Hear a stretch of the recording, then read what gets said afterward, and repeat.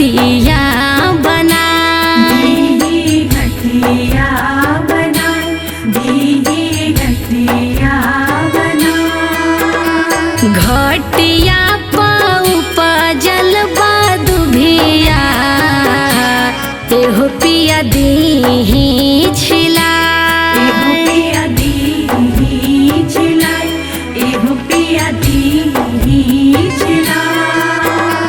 कहतारी पिया जी से धनिया, दीही घटिया बनाए, घटिया बनाए, दीदी घटिया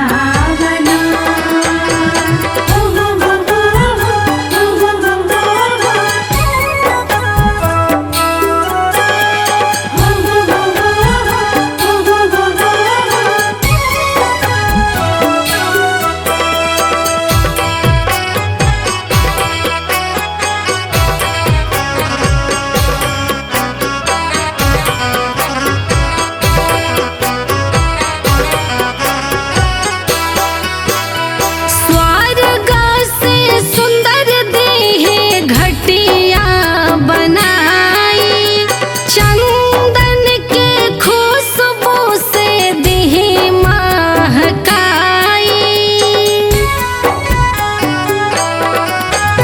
स्वर्ग से सुंदर देहे घटिया बनाई, चंदन के खुशबू से देह महकाई।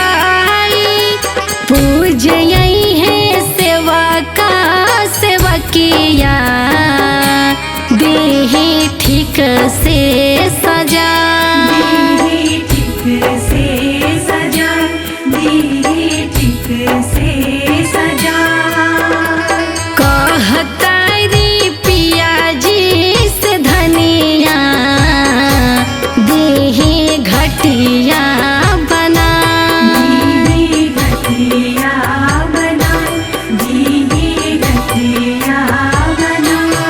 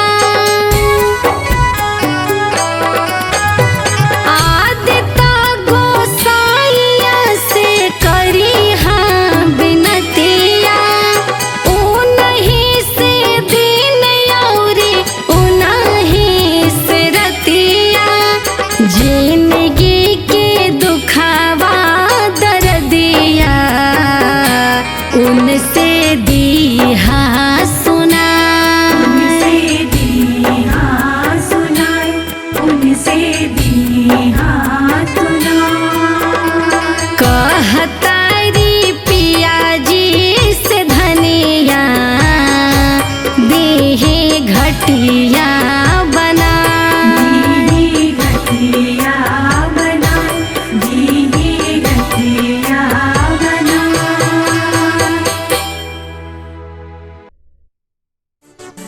नीलम भोजपुरी चैनल के सब्सक्राइब करे खातिर लाल बटन पर उंगली दबाई और घंटी के चिन्ह पर क्लिक करके नया नया भोजपुरी गीत के आनंद उठाई।